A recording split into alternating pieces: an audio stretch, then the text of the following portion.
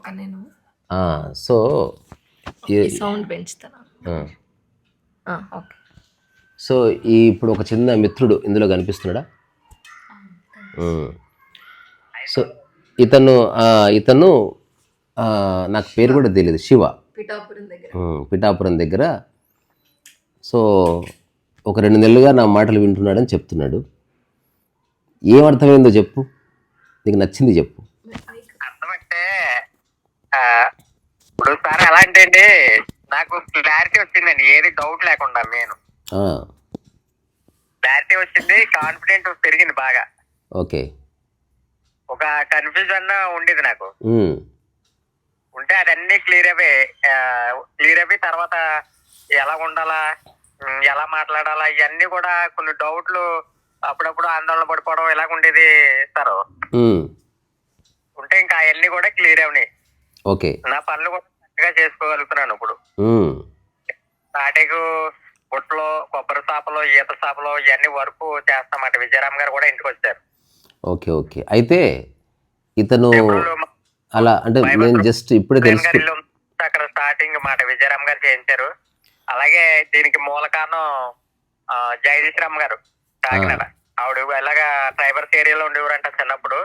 ఇటువంటి అట నన్ను చూడటానికి వచ్చి ఒక 10-15 ఏళ్ళు పెట్టి పరిచయం ఆవిడ. ఓకే. ఆవిడ మొదలు పెట్టి ఆశీర్వదించడం వల్ల ఇవన్నీ జరుగుతున్నాయి. ఇంతకు నేను ఎట్లా పరిచయం? మీరు ఫోన్ లోనే. అదే ఫస్ట్ ఇంతకుముందు ఏదో చెప్పావు కదా, ఫస్ట్ లో చూశాను తీసేసాను ఏదో చెప్తున్నా సార్. మీ వీడియోలు అలాగా వస్తా ఉండి, అంటే బోల్డ్ వీడియోలు వస్తాయి కదా, ఎవరో అన్నట్టు అనుకునేవాడిని సార్. ఒక వీడియో మాత్రం బాగా నచ్చింది, ఎవరో ఈయన బాగా చెప్తున్నారని ఇంక వరుసటి వీడియోలు అన్ని చూడటం మొదలు పెట్టాను. ఓకే. మొదలు పెడితే ఇంకా అదే ఇంకా 2 నెలలు కంటిన్యూ గా నానమ్మ కూడా అడిగేది, ఏట్రా నువ్వు భోజనం కూడా చేయట్లేదు టైంకి చెప్తున్నాయి అనేది. నాకు ఇంకా అంత పిచ్చి పట్టుకుంది మీ మీద. నాకు హైదరాబాద్ వచ్చేద్దాం అనిపించింది. మూర్తి సార్ అని కాకినాడ, ఆయన కూడా నేను హైదరాబాద్ కొంతమంది కలాలనుకునేవాడిని సార్. నేను ఓకే మాట్లాడినప్పుడు మాత్రం ఎవరిని కలిసినా కలపోయినా ఒక్కసారి కాంతారేస గాని కలాలండి అంటే ఆయన నవ్వుకున్నాడు. ఒక లింక్ సారు నాకు వాట్సాప్ చేసిరంట, నేను చూడలేదు అసలు. అతను పెట్టినా చూడలేదు నేను. నాకు నేనుగానే ఒక వీడియో చూస్తే బాగా టచ్ అయింది నాకు. ఓకే. చాలా ఏంటంటే మీరు నార్మల్ గా ఉండి ఏమి అడవడి చేయకుండా, ఆర్భటాలు చేయకుండా సింపుల్ గా బతకడం, మళ్ళీ మీరు ఎంత జ్ఞానంతో చెప్పడం అన్నది నాకు చాలా టచ్ అయింది. అంటే ప్రతిదీ వ్యాపార వస్తువు కాదు కదా. అవునవును. తర్వాత అదే నచ్చింది నాకు. ఎలా అంటే మీరు మాట అన్నారు, బాగా గుండెలు కట్టుకున్న మాట ఏంటంటే, మీరు చెప్పేది ప్రతిదీ ఆనిముత్యమే. కానీ పుస్తకాలు చదివాను, ఎంతో మంది దగ్గర నేను వెళ్ళాను, కానీ పేదవాడి గురించి ఒక్కరూ చెప్పలేదు. అందరూ ఏదో పెద్ద వ్యక్తుల గురించి తప్ప పేదవాడి గురించి ఓ చరిత్ర లేదన్నారు కదా. అవును. అది బాగా టచ్ అయింది నాకు. ఎక్కడికి వెళ్ళినా డబ్బులు ఉండాలి, ఎక్కడికి వెళ్ళినా పరపతి ఉండాలి, ఎక్కడికి వెళ్ళినా ఏదో ఒక రికమెండేషన్ ఉండాలి, లేదా గొప్ప తెలివి ఉండాలి, ఇంగ్లీష్ రావాలి. అరే బాబు, ఆనందం అన్నది, ఆకలి అన్నది, జ్ఞానం అన్నది అందరికీ సంబంధించినది. అవునవును. అట్లా. తర్వాత నీ శరీర పరిస్థితి ఏమిటి? నాది సార్ ఎలా అంటే, నేనైతే పొడుపని కాడి నుంచి ఇప్పుడు వరకు అలాగే ఉన్నాను. మధ్యలో చాలా స్టోరీ జరిగింది సార్.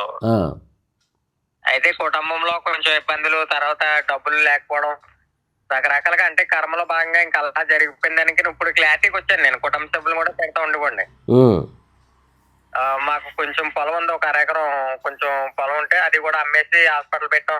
ఇంక డిప్రెషన్ లోకి వెళ్ళిపోయినట్టు అయిపోయింది నాకు. బాగుండేది కదా అసలు. తర్వాత శంకర్ సార్ అని 10 సంవత్సరాలు 15 సంవత్సరాల క్రితం వచ్చారు ఒక ఆయన, వేరే మేడం గారి ద్వారాగా వచ్చి. ఆయన మైండ్ నాకు డిప్రెషన్ లోకి వెళ్లకుండా, ఆయన మాట కూడా ఎన్నివ్వండి కాదు, నేను డైవర్ట్ అయిపోయేవాడిని. అయినా సరే ఆయనకైతే ఎంత కృతజ్ఞతలు చెప్పాలి సార్. వదలలేదు. నైట్ ఒక్కొక్కసారి 12 కూడా అయిపోయింది, అలా చెప్తానే వచ్చేవాడు. ఈ రోజు కూడా మాట్లాడాను ఆయన తోటి. అయితే ఎంత చెప్పినా గానీ ఇంకా మన కుక్కతో ఒక రొంకరు కదా, నువ్వు అన్నట్టు కొంచెం అతను నన్ను వదిలేకుండా ఇలాగ సెటైర్ వేసినట్టు గా మాట్లాడి కూడా చెప్పేవారు. ఫ్రెండ్స్ లా మాట్లాడుకునే వాళ్ళు ఇద్దరు. అయితే నేను ఎంతన్నా రుణపడి ఉంటాను సార్. ఎందుకంటే ఆయన నన్ను మైండ్, ఇప్పుడు స్పైనల్ కోడ్ అంటే జరిగిన క్షణంలోనే లైఫ్ మారిపోతుంది. ఇప్పుడు వరకు కింగ్లా తిరిగిన వ్యక్తి ఇలాగ అయిపోతాడు, బెడ్కి పరిమితం అయిపోతాడు. నేను వ్యవసాయం పని చేసుకునేవాడిని సార్. ఉమ్, తాతయ్య కూడా వ్యవసాయం పని చేసుకుని తాతయ్య చనిపోయిన 8 నెలలకి ఇలా జరిగింది. పెద్ద కొడుకు బిడ్డ అన్నమాట నేను. ఓకే. అయితే నా తలగూరు కూడా నాతో పెట్టించారు. సంవత్సరం కూడా గడలేదు. ఉమ్, 8 నెలలకి మళ్ళీ ఇలా జరిగిపోయింది. Okay okay. ఏదేమైనా జీవించే ఇచ్చ ఉంటుంది కదా, అది మిస్ చేసుకోవద్దు. సార్ కొంచెం ఇచ్చ అంటే కొంచెం క్లారిటీ చెప్పండి. అంటే కోరిక అంటే ఇప్పుడు మనకి 2 ఉన్నాయి, జీవేచ్ఛ అంటారు, మరణేచ్ఛ అంటారు. అంటే అంత ఉన్నా కూడా లైఫ్ వేస్ట్ అనిపిస్తూ ఉంటుంది కొందరికి.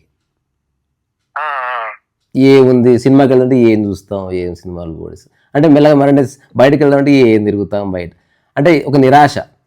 జీవేచ్ఛ అంటే ఏంటంటే వెళ్దాం పదా సినిమా పోదాం పదా, మంచిగా ఉందా చూద్దాంపా అంటే చిన్న ఉత్సాహం ఉంటుంది అనమాట. సో ఆ జీవేచ్ఛని మనం మిస్ చేసుకోకుండా ఉంటే మన శరీరం ఏ స్థితిలో ఉన్నా దాన్ని ఉపయోగించుకొని మనం జీవించవచ్చు అట్లా. అందుకని చిన్నప్పుడు తీస్తారు కదండి ఒక రోజు అది బాగా ఎంజాయ్ చేశాను సార్. నేను ఒక ఆమెని రాయి పెట్టి కొట్టేసాను. పాపం చచ్చిపోయింది ముసలి అంటే నేను కొట్టినందుకు తర్వాత చచ్చిపోయింది. ఉండేవాడి అసలు ఎంత కామెడీ ఉంటుంది అంటే అసలు అంటే నేనే నా అవన్నీ చేసింది. ఆటలు పెట్టేసుకోండి. నేను క్రికెట్ వాళ్ళు వచ్చి వాళ్ళ తల్లిదండ్రులు కొట్టేసుకోండి, నేను దోక్కుండేవాడి. అలా కొన్ని నాకు కొంచెం అనుభవాలు ఉన్నాయి చిన్నప్పుడే. చేయాలి అల్లరి, ఇప్పటికీ అల్లరి చేస్తూనే ఉన్నాను నేను. అయితే శివన్న మీకు మనోధైర్యం వచ్చిందనే నాకు చెప్పారు కదా అప్పుడు ఫోన్ చేసినప్పుడు. అది చెప్పు. వీడియోస్ అన్ని అద్భుతమే, మీరు చేసిన వీడియోస్ అన్ని బాగా టచ్ మాత్రం.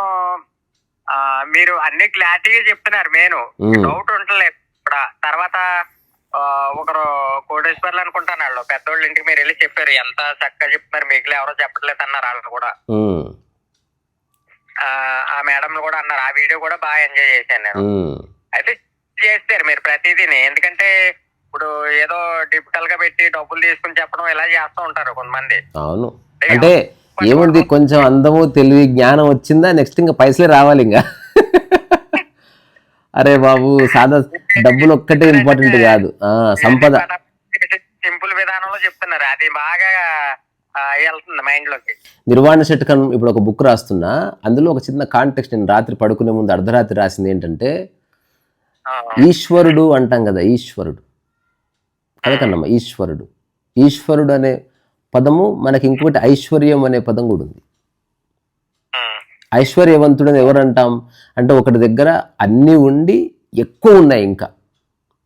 ఇప్పుడు ఎవరి దగ్గర జాబ్ చేసిన తర్వాత నెలకు 200 మిగులుతున్నాయి అనుకో, వాడిని ఐశ్వర్యవంతుడు అనం మనం. అంటే అంబానీ ఐశ్వర్యవంతుడు అంటే తన దగ్గర ఎంత తిన్నా తరగనిది ఉంది. బల్బు కాదు అందమైన బల్బు, పెయింటింగ్ కాదు గొప్ప పెయింటింగ్, కారు కాదు మంచి కారు. ఐశ్వర్యం అంటే అదొక ప్రపంచానికి సంబంధించిన వస్తు వినిమయానికి సంబంధించిన లగ్జరీకి సంబంధించింది. సో ఈ ఐశ్వర్యం అనేది కూడా ఈశ్వరం నుంచే వచ్చింది. సో అవేమో బాహ్య సంపదలు, ఆనందము, ప్రశాంతత, నిశ్చలత, ఆ తర్వాత ఒక దయ, ఒక కరుణ అన్నవి అంతర్గత సంపదలు. సో ఆ సంపదలు పుష్కలంగా ఉన్నవాడిని ఈశ్వర కృప కలిగింది అని చెప్తారనమాట. అట్లా. సో ఆ సంపదలు నా దగ్గర ఉన్నాయి చాలు, బతకడానికి ఏదో కొంత అటు ఇటు అవ్వచ్చు, లేకపోతే కార్ లేకపోతే క్యాబ్ ఉంది, లేకపోతే కంచెం లేకపోతే కింద నేల మీద పెట్టుకున్న తినొచ్చు, కానీ ముఖం మీద చిరునవ్వు పోతే ఎట్లా? What is the point? So ఇప్పుడు ఈ చిన్న విషయాన్ని నేను అన్కండిషనల్గా చెప్తున్నా నిరంతరం. రెండోది చెప్తున్నా అని ఏం అహంకారం లేదు, అలసట కూడా లేదు, హాయిగా నీతో మాట్లాడుతున్నదే ఊరికట రికార్డ్ చేస్తున్నా చూడు. ఒక లైటింగ్ లేదు, ఒక పాట లేదు. ఎక్కడ ఎక్కడ ఏ ఊరు నాన్న ఇది? పిఠాపురం అంటే మన అరుణాచలం రూట్ కాదు, అది వైజాగ్ రూటు. అది అర్థమైంది. ఏదో సమయంలో అటువైపు వచ్చినప్పుడు, నేను ఏలూరు వచ్చినప్పుడు అట్లా పిఠాపురం వైపు వస్తాను. అలాగే. సో నువ్వు ఉన్న చోటే హాయిగా ఉండు, నువ్వు నీకు సాధ్యమైన పని చెయ్యి, ముఖం మీద చిరునవ్వు పోనీయకు, మనసు లోపల ఎవరి పట్ల ద్వేషము కోపం రానియకు. రఘువరం గారు కూడా మాకు పని బాగానే ఇస్తున్నారు. బాగా సంక్రాంతి ముందు 300 బుట్టలు 200 చేపలు చేయించాం. అచ్చా, ఓకే. అంటే చేపలు ఎవరు చేస్తారు? మా ఊళ్ళో అన్ని పనులు చేసే వాళ్ళు ఉన్నారు సార్. అచ్చా, ఓకే. చే- సో అట్లా మంచి చేపలు ఉంటే ఒకసారి ఫోటో తీసి పెట్టమను. చేతి వృత్తులు.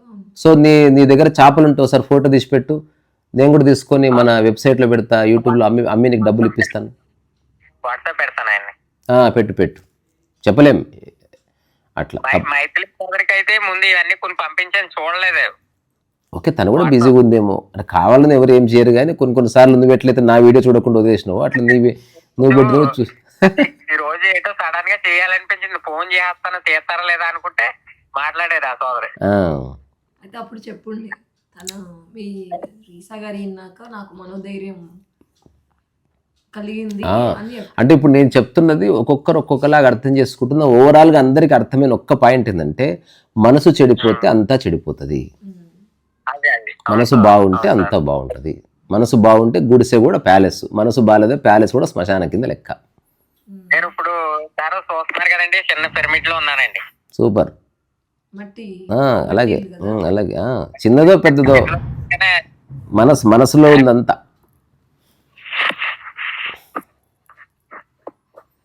నైస్. ఇందులోకి వచ్చాక బాగుంది సార్. బాగుంది. అది శంకర్ సార్ ఇచ్చారన్నమాట, చిన్నది 8 పిరమిడ్. చాలు. నేను కూడా నా చివరి దశలో నేను కూడా చిన్న 10 feet by 10 feet రూమ్ లో ఫిక్స్ అయిపోతాను.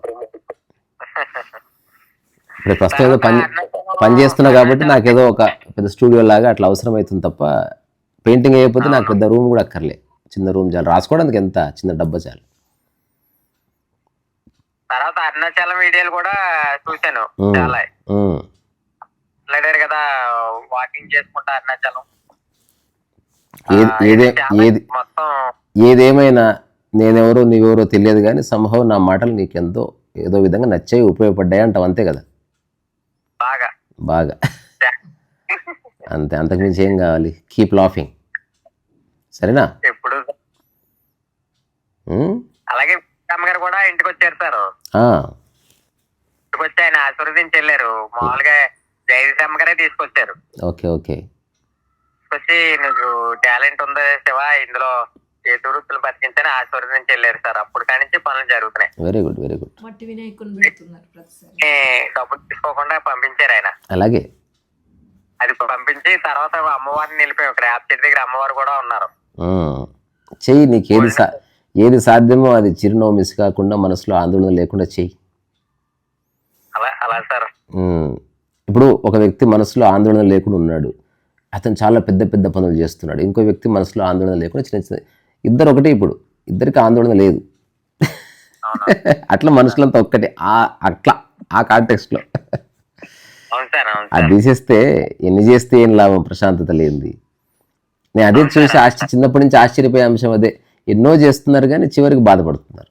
ఏదో చిన్న ఎక్స్పెక్టేషను, వాడు నవ్వలేదు, వీటిలో అవన్నీ వదిలేసి మనకి ఏది సాధ్యమో చేసుకుంటూ పోవాలంతే. అవును సార్. ఈ క్లారిటీ, మీరు చెప్పిన క్లారిటీ ఉంటే ఎంత పెద్ద చేసినా ఎంత చిన్న చేసినా ఒకవేళ ఏమి చేయకపోయినా ఒకలాగా ఉంటాడు మనిషి. అవును. నాకైతే అది అనిపించింది సార్. ఎప్పటికీ మారనేది ఏదైతే ఉందో దానికే సత్యం అని పేరు, కాబట్టి అప్పుడు మనం ఒక సత్యంలాగా ఈ భూమి మీద సంచరించి నిష్క్రమించవచ్చు. అంతే కదా? సో మనం టచ్లో ఉందాం. నేను వచ్చినప్పుడు కలుస్తాను, మధ్యన ఫోన్ చేస్తూ ఉండు, నిరాశ పడకు. ఏదైనా ఉంటే షేర్ చేసుకో, చక్కగా జోక్స్ చెప్పుకుందాం, అప్పుడప్పుడు మాట్లాడుకుందాం. అలా సార్. అలాగే ప్రకృతి వరం ప్రసాద్ గారు కూడా నేను అడిగానని చెప్పండి. అలాగే అందరికీ, ఈ ప్రపంచంలో ఉన్న అందరికీ చెప్తా. ఒకసారి గట్టిగా బయట అరిస్తే ఇన్నోడు ఇంటాడు, పోయిడు పోతాడు. నాకు ప్రకృతి వరం ప్రసాద్ గారు, విజయరామ్ గారు, అలాగే రఘువరం గారు తెలుగు రాష్ట్రాలకు త్రిమూర్తులుగా నా మనసుకు అనిపించింది. మంచిదే కదా, మంచిదే. నాకు వాళ్ళ పరిచయం సామాన్యమైన కాదు. అవునవును. వాళ్ళంతా సర్వీస్ చేస్తున్నారు, వాళ్ళకి తోచింది వాళ్ళకి సంశయం లేదు. ఇంకా వాళ్ళు ఏదో ఎంచుకున్నారు, వెళ్ళిపోతున్నారు అంతే. అవును సార్. వాళ్ళు ఎక్కడ ఆగరు, అయిపోయింది. అంటే మనసులో స్పష్టత వచ్చేసింది, ఇక ఈ జీవితానికి అంతే. నా దృష్టిలో అయితే సార్ మీరు గురువులకే గురువు. చిన్న వయసు ఇష్టం మీరంటే నాకు. అలాగే. ఎందుకంటే సార్ సింపుల్ గా ఉంది. ఇప్పుడు చూడండి, మరి అక్కడ రమ్మండము లేకపోతే ఏదో అడవడి చేస్తారు, సింపుల్ మాట్లాడేస్తున్నారు, వీడియో కాల్ చేశారు, టక్కుమని కలిసారు, ఇది కదా కావాల్సింది. అవును, దానివల్ల థాట్ వెళ్ళిపోతుంది. సూపర్ ఉంటది, ఎంజాయ్ చేస్తాం, అలాగా సింపుల్ అయిపోతుంది. అదే లేకపోతే పెద్ద అడవడి చేసి నేను రమ్మడము లేకపోతే ఏదో గందరగోళంగా ఉంటది. నేను జ్ఞానోదయపు కథల్లో చిన్న కథ ఉంటుంది, ఆ కథ చెప్పినాక బాయ్ చెప్పుకుందాం. ఒకతను 21 సంవత్సరాల ఘోర తపస్సు చేస్తాడు. తపస్సు చేసినాక పరమేశ్వరుడు ప్రత్యక్షమవుతాడు. అప్పుడు చాలా వాత్సల్యంతో నాయనా అంటే ఇలా వెళ్ళ కళ్ళు తెరుస్తాడు. 21 సంవత్సరాలు అయిపోయింది. ఎందుకు నాయన 21 ఏళ్ళు ఇంత కఠోర తపస్సు చేసినావంటే, ఫస్ట్ డే వస్తే అయిపోయేదిగా, నువ్వు లేట్ వచ్చి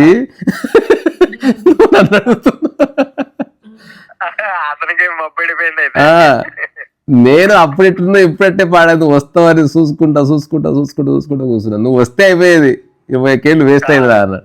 సో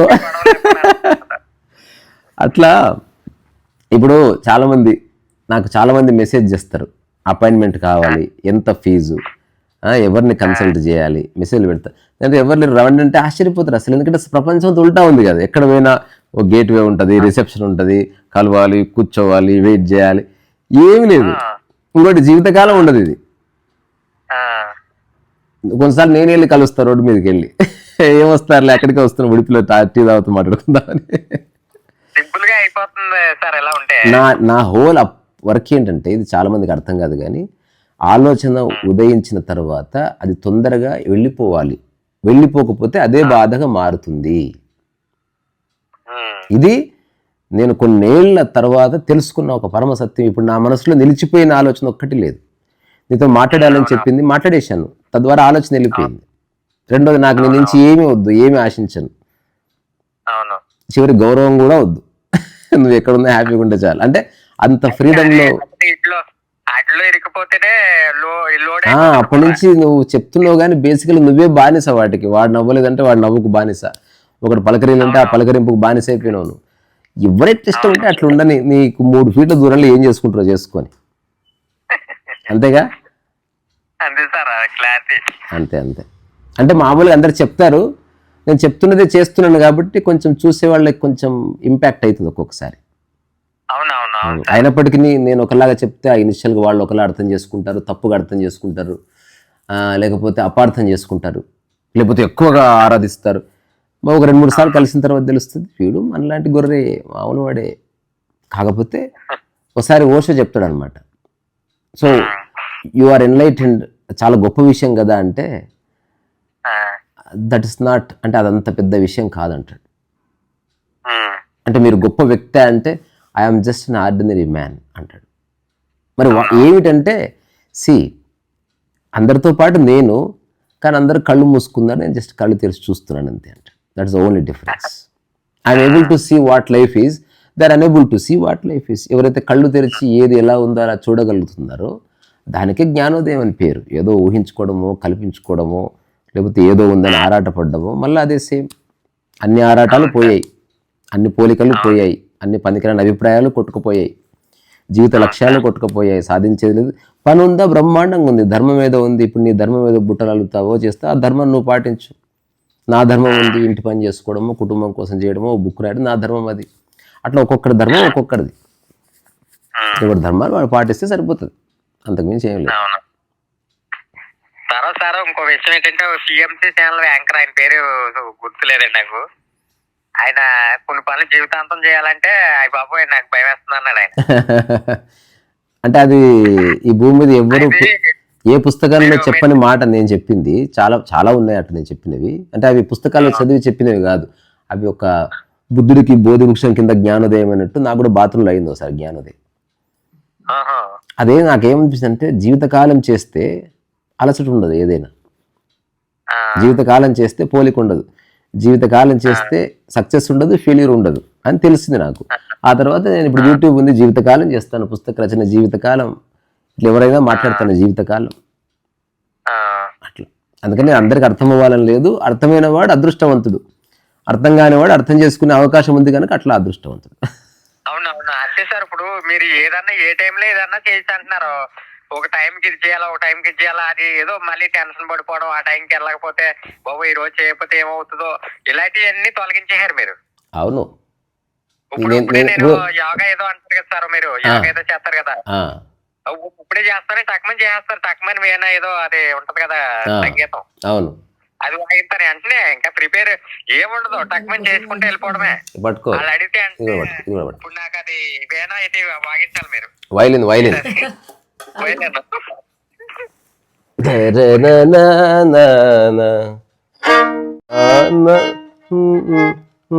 నా గుండెలోనే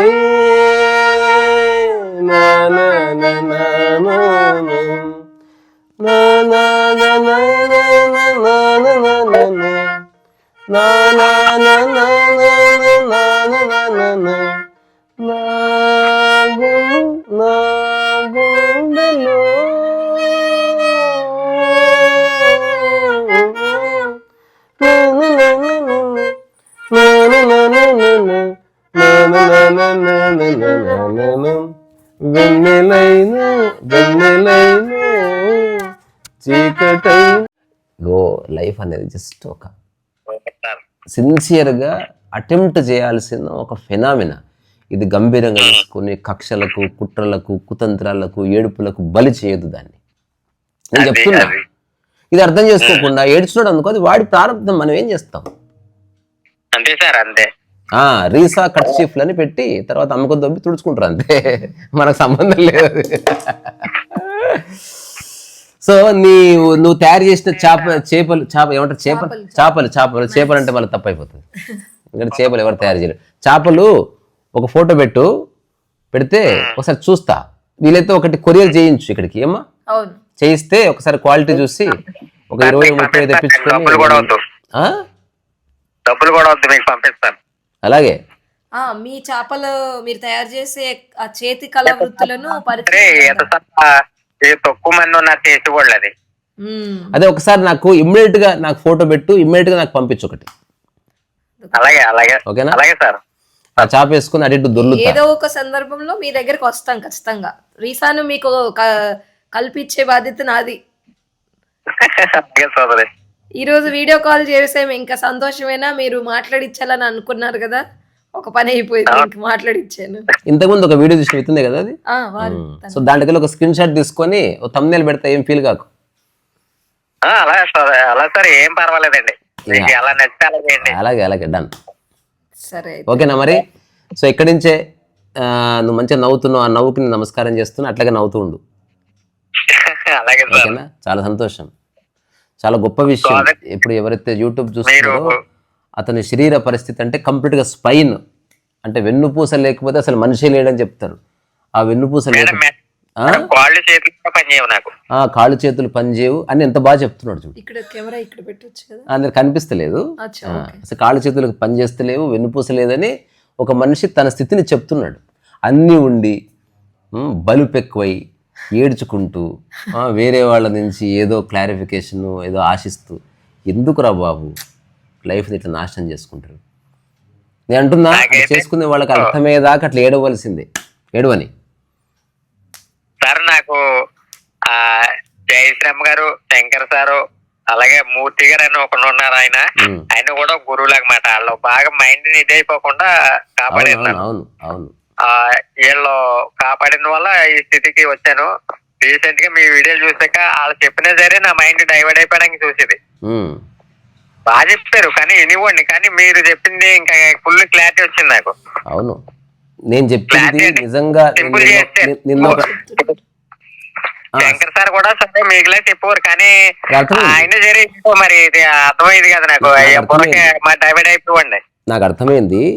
చివరి మాట ఏమిటంటే, నిన్న ఒక టాక్ చేసిన నేను, అది పుస్తకాల్లో దొరకదు. అదేంటి, ఇంగ్లీష్లో రిసెప్టివిటీ అని ఒక పదం ఉంటుంది. రిసెప్టివిటీ అంటే గ్రహించే శక్తి.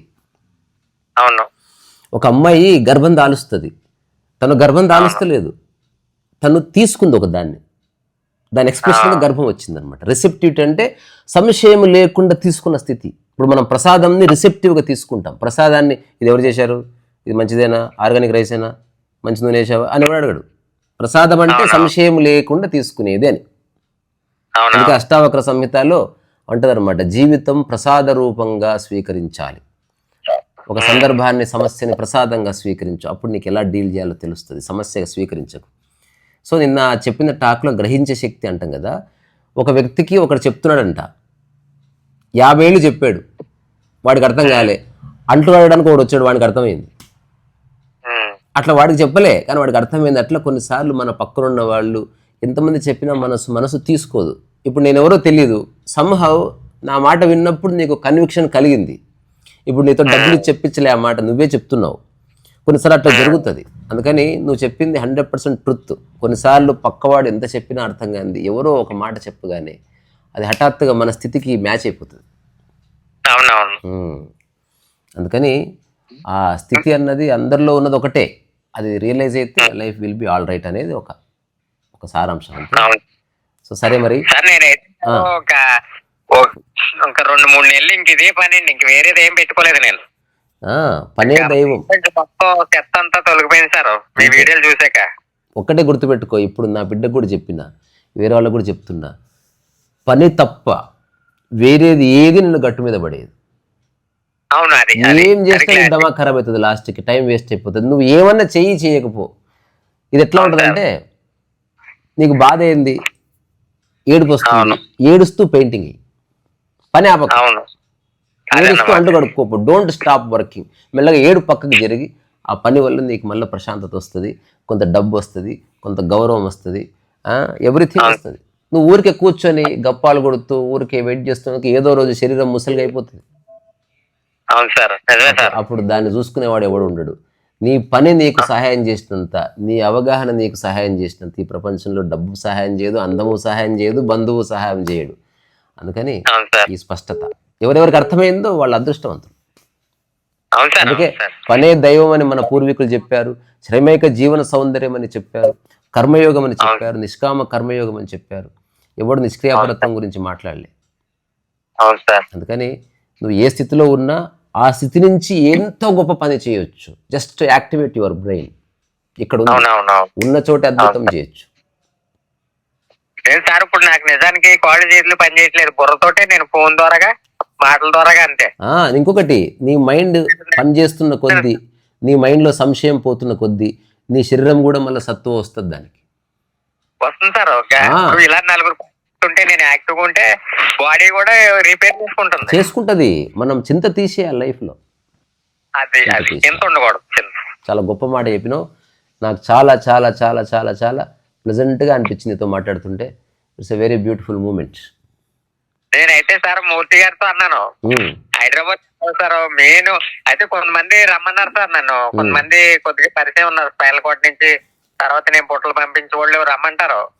అయితే నేను వెళ్దాంలో ఇంకా నాకు పరిస్థితిని బట్టి ఎందుకు అడవడి చేయడం, మళ్ళీ ఇబ్బంది పడిపోతాను, స్నానం తీసుకుని వెళ్ళాలి, నానం ఇబ్బంది పడిపోతే ఇలా ఆలోచించబడి సార్.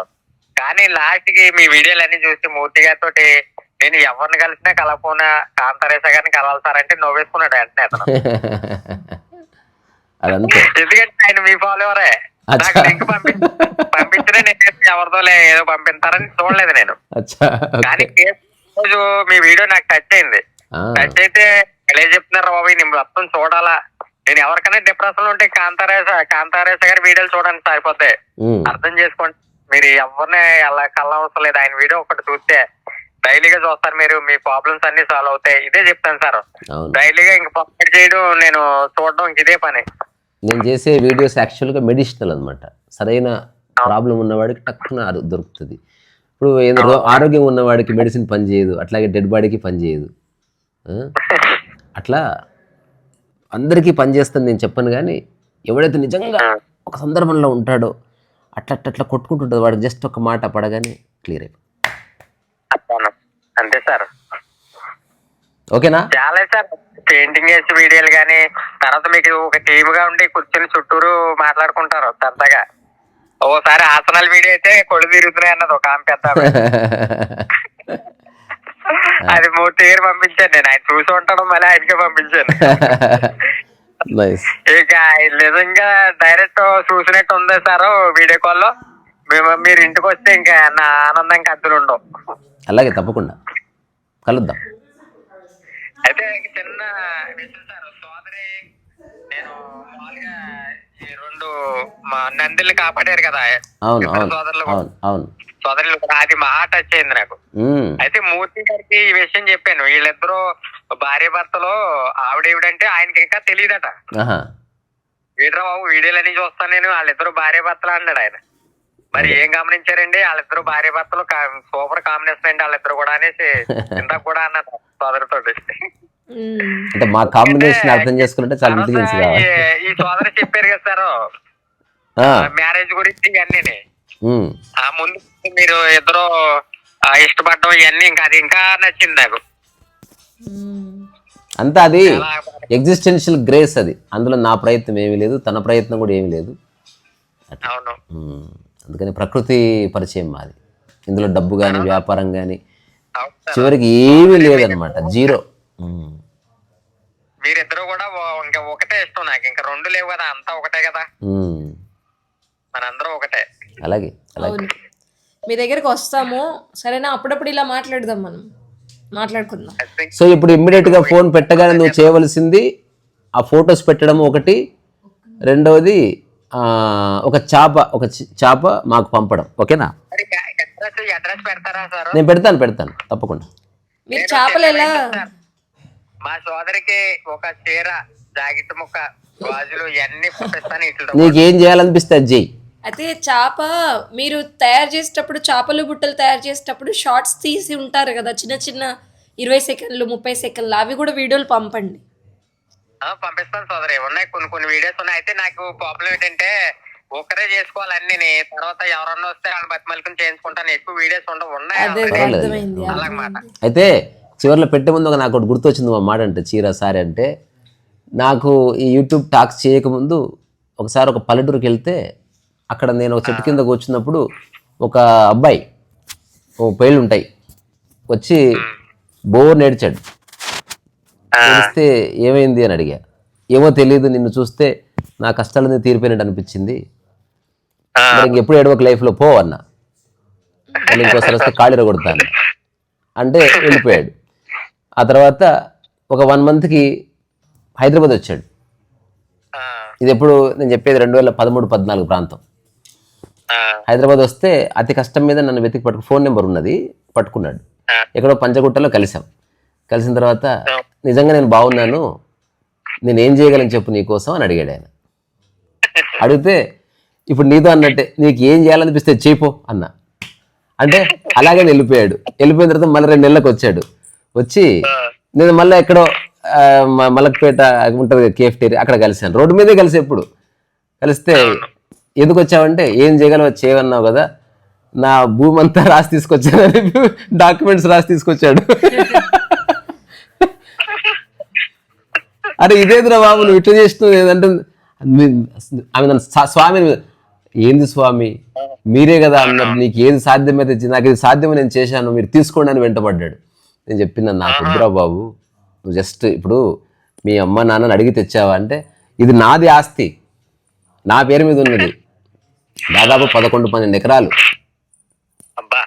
ఎక్కడ పత్తికొండ దగ్గర ఒక చిన్న గ్రామంలో. నేను చెప్పాను నిజంగా నాకు అవసరమైతే నేను అడుగుతానులే, అందుకని దయచేసి తీసుకెళ్ళు, అర్థం చేసుకో, నాకు వద్దది, నాకు బరువు అయిపోతుంది, ఇప్పుడు నా మెడకు బరువు, అది తీసుకుంటే నాకు ఒక ఉపయోగపడాలి, మరి ఏం కావాలో చెప్పు, నాకు ఏదో ఒకటి చేయాలని ఉందంటే అట్లా భుజం మీద తీసుకెళ్ళి అక్కడనే అది ఉంటుంది మన చర్మాస్, వెళ్ళి నాకు టీషర్ట్ కొని అన్న. అట్లా ఇట్లా చాలా ఆనందంగా ఖుషి కొనిచ్చిన తర్వాత నా టీషర్ట్ ఇప్పి ఆ టీషర్ట్ వేసుకుంటే ఆ టీషర్ట్ ఎత్తుకొని పారిపోయాడా. నేను వాడు పట్టుకొని అవలగా నువ్వు పిచ్చోళ్ళ చేస్తున్నావు, అరే ఇంత ఉంచుకుంటాను నన్ను గౌరవంగా. నేను ఇట్లా ఇప్పి అది ఇట్లా వేసుకునే లోపు లేడు. నీ అమ్మ అని చెప్పి పోయి పట్టుకొని ఏం పిచ్చి వేషాలు వేస్తున్నావు, ఎందుకు ఇట్లా ఈ పనికిరాని ఆరాధనలు వదిలేంటే ఒక్కటన్నా నీ గుర్తుకుంచుకుంటా అంటే, వద్దురా అవసరం లేదు, ఈ భావన నుంచి బయటికి రా, దేన్ని పట్టుకో, ఫ్రీ అయిపో, నా పట్ల చిన్న కృతజ్ఞత ఉంది కదా అది చాలు, ఇంక దేన్ని పట్టుకోకు అని చెప్పి ఆ టీషర్ట్ లాక్కొని ఒక ఆటో బుక్ చేసి వాళ్ళని అట్లా పంపించా. లేకపోతే ఆ టీషర్ట్ పట్టుకెళ్ళి పూజించాడు మళ్ళీ. ఇట్లా బోల్డ్ అంది ఇంట్రెస్టింగ్ ఇన్సిడెంట్స్ Correct చెప్పాడు. చేస్తారు పోలీసులు. చేస్తారు చేస్తారు